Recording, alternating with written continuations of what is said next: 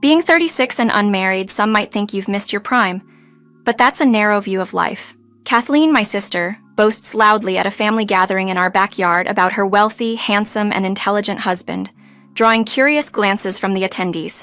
Given our shared upbringing in this house, their puzzled expressions were understandable.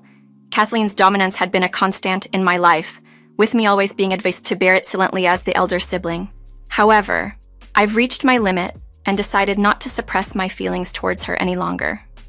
My name is Amy Catherine, a 36-year-old who previously worked in medical administration. I left my job to focus on raising my daughter, who is now 3 years old. Being a stay-at-home mom has its challenges, but the joy of awaiting the return of my daughter from kindergarten and my husband from work is unparalleled. Amy, I'm home. Welcome back. My husband, Michael, greets us as he returns. He is a dedicated father and supportive partner, always ready to take on household responsibilities to ensure I get a break. Despite not working outside the home, he ensures I have time off from domestic tasks. Our daughter, Janet, adores drawing, particularly family portraits, which she proudly shows her father. His praise lights up her face, a moment I treasure deeply. One day, a call from an unknown number breaks the routine. It's Kathleen, from whom I've been estranged for 12 years. She coldly informs me of our grandmother's passing and her wish for my presence at the funeral. Kathleen's call ends with a veiled jab at my lifestyle, suggesting she's been spying on my social media profiles. Despite the years and distance, Kathleen's attempt to unsettle me falls flat. I've found contentment and value in my life beyond societal expectations of marriage and wealth, cherishing the family I've built and the simple joys we share. Kathleen's parting words were laced with a thinly veiled hope for my loneliness in later years, her laughter barely contained. The image of her mocking expression from our past flickered in my mind, igniting a mix of emotions. Yet, before I had the chance to reply, she ended the call abruptly. Kathleen and I were raised in a family that was well-to-do, under the care of our strict grandfather and our compassionate grandmother. Our father, their son, always adhered strictly to my grandfather's directives, while our mother spent her efforts in trying to win his approval. Within these family dynamics, Kathleen and I were treated markedly differently, a distinction seemingly rooted in our physical resemblance to our parents. Kathleen, bearing a closer resemblance to our father, received favorable treatment, while I, resembling our mother, found solace and affection from her and our grandmother. However, in a household dominated by patriarchal values, not being the favored grandchild or child came with its own set of challenges. Kathleen's desires were always prioritized, and I, as the older sibling, was expected to simply endure. From toys and hobbies to preferences in meals, Kathleen's wishes turned into commands that were rarely challenged. This pattern of favoritism was evident from our earliest memories, even when Kathleen was but a toddler. Despite our family's financial stability, my educational journey took a different path from Kathleen's.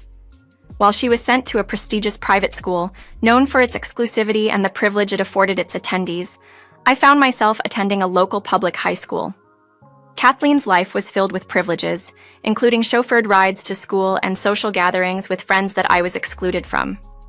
On one such occasion, stumbling upon Kathleen and her friends enjoying tea in the garden, I was promptly dismissed by her, a clear reminder of the pecking order within our home. Kathleen, spoiled by the constant indulgence, harbored a mean streak towards me, but maintained an angelic facade in front of our grandparents and father.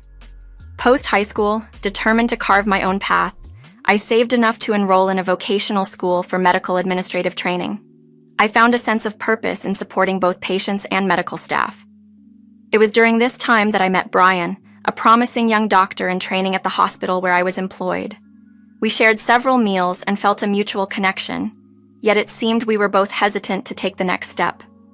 During a rare visit home, I confided in my mother about Brian. Unexpectedly, Kathleen appeared. Normally, she would steer clear of any interaction with me, yet here she was, intruding on a personal moment. Despite our estranged relationship, this encounter with Kathleen was a stark reminder of the complex web of family dynamics and personal aspirations that defined our lives. My conversation halted as Kathleen entered the room, but to my surprise, she greeted me with a warm smile and expressed curiosity about my love life. Despite the hurt she had caused me in the past, I harbored a hope for reconciliation. longing for sisterly bonds to mend. Buoyed by her apparent interest and our mother's encouragement, I shared the story of Brian and me. Kathleen's support and my mother's approval filled me with the confidence to pursue the relationship further, and soon, Brian and I were officially a couple. Kathleen's request to meet Brian seemed like a sign of her maturity and a positive shift in our relationship, which I welcomed. However, the hope for a renewed sisterly connection was shattered. Our relationship, which seemed on the mend, took a devastating turn when Kathleen betrayed me by becoming involved with Brian, leading to the end of our engagement. The joy of Brian's proposal and our dreams of marriage were crushed when he abruptly broke off our engagement, leaving me bewildered and heartbroken. In an attempt to understand what had happened, I visited my parents' home, where I was confronted with the painful reality. Kathleen and Brian were together, their relationship now public, leaving me isolated in my shock and grief. Kathleen's call, devoid of genuine remorse, added to the hurt, leaving me to grapple with the betrayal alone in the rain, seeking solace on a park bench. This betrayal marked a turning point, forcing me to reassess the relationships that I valued and the trust I had placed in those closest to me. The pain of this betrayal was a harsh reminder of the complexities of family dynamics and the unpredictability of human emotions. Kathleen's revelation that she had pursued Brian for herself echoed the childhood memories of her demanding what she wanted, regardless of my feelings. "I always wanted to meet someone like him first," she had claimed, reminiscent of her childhood tactics. Their secret meetings and eventual intimacy felt like a betrayal, magnified by Kathleen's cruel admission that she had only pretended to be nice to Brian to win him over. Her justification was simple, yet painful. She believed she was more attractive, and thus more deserving. The shock of this betrayal pushed me to make drastic changes in my life. I changed my phone number, moved out of my apartment, and even found a new job to avoid any association with Brian. Cutting ties with my family, including Kathleen, was a difficult but necessary step for my peace of mind. However, Kathleen's attempt to reconnect through social media, flaunting her supposed concern for me in a condescending post, was the last straw. Her actions reignited old wounds and spurred a desire for revenge within me. Despite my feelings, I attended our grandmother's funeral, honoring her last wish. Kathleen's mockery continued there, comparing our lives in front of everyone, including Brian, who couldn't meet my gaze. The introduction to Kathleen's son, Arthur, was a stark reminder of the life she had built with the man I once loved. Her comments about my being single and her flaunting of her seemingly perfect life with Brian felt like salt in an already painful wound. But the narrative shifted when my daughter Janet and my husband Michael arrived. Michael, the youngest director of the hospital where Brian worked, represented the success and stability I had found away from the turmoil of my past with Kathleen. The surprise and envy on Kathleen's face at the revelation of my husband's stature and our happy family life offered a moment of vindication. Kathleen's attempts to belittle me and showcase her own life as superior backfired, revealing the depth of her insecurity and the hollowness of her victories. My journey had led me to a place of genuine happiness and fulfillment, far removed from the shallow metrics of success that Kathleen cherished. This moment, though fraught with the pain of past betrayals, underscored the strength and resilience I had found in building a life on my terms, surrounded by those who truly valued and loved me. After deciding to make a fresh start away from my family's dynamics, I landed a job at a hospital where I met Michael. At that time, Michael was a dedicated doctor, impressed by my attentive care for patients and my ability to efficiently support the medical staff. Our relationship began earnestly, grounded in mutual respect and shared values. This was a stark contrast to my past entanglements with Kathleen and Brian, whose reactions to Michael's and my relationship revealed their surprise and perhaps envy. During a particularly revealing encounter at our grandmother's funeral, the dynamic of our relationships was laid bare. Arthur, Kathleen's son, recognized my daughter Jeanette from her popular YouTube channel, the Jane Leon channel, which boasted 4,000 subscribers. His initial enthusiasm to befriend Janet was met with her candid rejection, highlighting her loyalty and protective nature towards me. This interaction prompted an outburst from Arthur, who blamed Kathleen for his disappointment, causing a scene that Kathleen struggled to manage. Kathleen, still caught up in competing, attempted to belittle my social media presence, unaware of the true focus and success of Janet's channel, which far exceeded her own social media reach. In a moment of revelation, I displayed the wedding rings Michael and I wore on necklaces, a practice we adopted when Janet was younger to prevent her from tampering with them. This gesture of love and unity was lost on Kathleen, who could not fathom how I, whom she viewed as less desirable, had found such happiness and success. Brian intervened during Kathleen's tirade, reprimanding her for her rudeness and acknowledging the respect he held for Michael and me. This marked a turning point, with Brian expressing remorse for Kathleen's actions, a gesture that underscored the changing dynamics within our relationships. The funeral provided a backdrop for these revelations, allowing me to introduce Michael and Janet to my parents. The encounter was bittersweet, with my mother's joy contrasted by my father's stoicism, still influenced by his favoritism towards Kathleen. Despite my mother's hope for more frequent visits, the complexity of our family relationships made such promises difficult to keep. In the days following, apprehension led me to check social media, anticipating Kathleen's potential mockery. Indeed, Kathleen had posted a photo of Janet, attempting to portray a falsely amicable encounter. This manipulation, typical of Kathleen, used Janet's popularity for her own image, blurring the truth of our strained relationship. Through these events, the strength and resilience of my family shone through, highlighting the profound contrast between the genuine connections we shared and the superficial ties that Kathleen clung to. Our journey reflected a path of healing and growth, moving beyond past hurts towards a future filled with love and authenticity. I was completely taken aback by Kathleen's unyielding pursuit of attention online. Her latest antics, showcasing a photo of my daughter Janet without consent and fabricating stories about autographs, left me frustrated. When I publicly requested the removal of the photo and called out her dishonesty, Kathleen retaliated by highlighting my comment to paint me as the jealous sibling. Her followers rallied to her defense, echoing sentiments that framed me negatively, reminiscent of a petty drama rather than a serious concern. Recognizing that direct confrontation with Kathleen would lead nowhere, I took to the Jane Leon channel, our family's platform, to address the situation responsibly. I clarified to our audience that the photo was shared without our permission, debunked the autograph claim, and underscored the importance of online privacy and respect. Additionally, Janet and I created a video educating children on internet safety, emphasizing the importance of not sharing someone's image without their consent.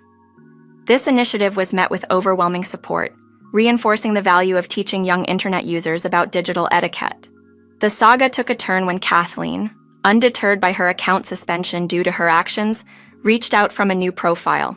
Her message, devoid of any remorse, instead conveyed a sense of entitlement and a dismissal of the serious privacy violation she committed.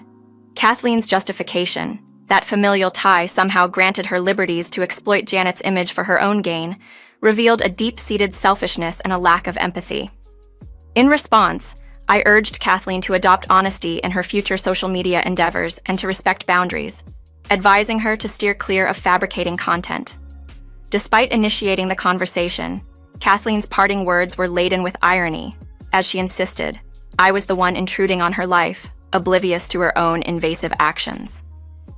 As Kathleen continued to curate her online presence, painting a picture of a vibrant and fulfilling life, her past behavior caught up with her.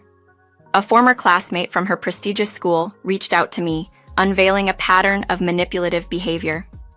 Kathleen had been leveraging her connections to coerce her friends into hosting parties and allowing her to intrude on their private lives under the guise of maintaining social stature. This revelation shed light on Kathleen's manipulation, extending beyond our family disputes, affecting others in her social circle. This unexpected ally's experience highlighted a broader issue of Kathleen's influence and manipulation, prompting a reflection on the impact of social media on personal relationships and the lengths some go to maintain an illusion of perfection and control. The unfolding events underscored the complexities of navigating familial ties amidst the challenges of digital age interactions, revealing the importance of integrity, respect, and privacy in all aspects of life. Kathleen's manipulative tactics had become more evident as I learned not just from one, but multiple sources about her attempts to coerce friends with unspecified leverage. She threatened to expose secrets that even they couldn't recall, a clear sign of her desperation to maintain control and influence. Upon my advice, these friends confronted Kathleen, demanding proof of her claims, which, unsurprisingly, she failed to provide. This led to a noticeable shift in Kathleen's social media presence, with her posts becoming increasingly devoid of the friends she once prominently featured, indicating their collective stand against her manipulation. As Kathleen's social circle dwindled, reflecting a stark contrast to her previously vibrant online life, I witnessed a change in my own household. Michael, typically punctual and attentive, began arriving home late from the hospital, hinting at turmoil within his professional environment. Despite my attempts to bring comfort with snacks for the overworked staff, I sensed an undercurrent of tension that nobody wished to discuss directly, leaving me feeling out of place and concerned. The cause of the hospital's unrest soon became clear. Michael, with a seriousness I had rarely seen, revealed that Brian, Kathleen's husband, had been involved in a grave medical mishap. This error, coupled with attempts to conceal it and his generally poor attitude, had led to his dismissal from the hospital. This incident not only affected Brian's career, but also had repercussions for Kathleen's family dynamics. Following these events, my mother, who had been kept at a distance by my father's directives, reached out with news that brought the entire situation full circle. Kathleen's marriage to Brian had collapsed under the strain of his professional failure and their personal conflicts, culminating in divorce. Furthermore, Kathleen found herself disowned by our family, a consequence of her actions and the toll they took on those around her. This series of events, while distressing, highlighted the importance of integrity and accountability, both in personal and professional spheres. Kathleen's fall from grace, mirrored by Brian's professional demise, served as a somber reminder of the consequences that follow when manipulation and deceit guide one's actions. Meanwhile, the solidarity shown by Kathleen's former friends in standing up to her manipulative tactics offered a glimmer of hope, showcasing the resilience of those willing to challenge unfairness and support one another in the face of adversity. The aftermath of Kathleen's actions not only affected her relationships, but also had tangible consequences for her son, Arthur, who found himself placed in a facility due to the upheaval and financial instability that ensued. This situation seemed to be a wake-up call for my father, who had always shown a soft spot for Kathleen. Despite this, when it came to taking Arthur in, neither he nor I were in a position to do so. With their own future care needs looming, my parents felt they couldn't take on the responsibility of raising their grandson. Instead, they chose to support him in a more indirect manner, offering financial assistance to the facility where Arthur was staying, choosing to remain anonymous in their contributions. My mother's tearful apologies during our conversation revealed a deep sense of regret over how Kathleen had turned out. She blamed herself for Kathleen's entitlement and manipulative tendencies, acknowledging their role in spoiling her. Despite these acknowledgments, I requested to maintain some distance from the family drama, hoping to preserve the tranquility of my own family life. In a lighter moment, Michael suggested a family outing to the amusement park, an idea that brought joy to our daughter Janet's face. She excitedly talked about riding the Ladybug coaster, and we planned to capture the fun moments on camera to share with others. Yet, in a sweet display of protectiveness, Janet declared that she didn't want the world to know just how adorable her mommy was, fearing the attention it might attract. Michael's agreement with Janet's sentiment warmed my heart, affirming the loving bond we shared as a family. This dinner marked one of the rare occasions where we were all together, discussing future plans and the simple joys of life. Despite the complexities and challenges of our extended family situation, it was these moments of unity and happiness that I cherished the most. Michael's support and Janet's innocence reminded me of the beautiful life we had built together, a life I was determined to protect and nurture, far removed from the turmoil and strife that once defined my relationship with Kathleen and my family.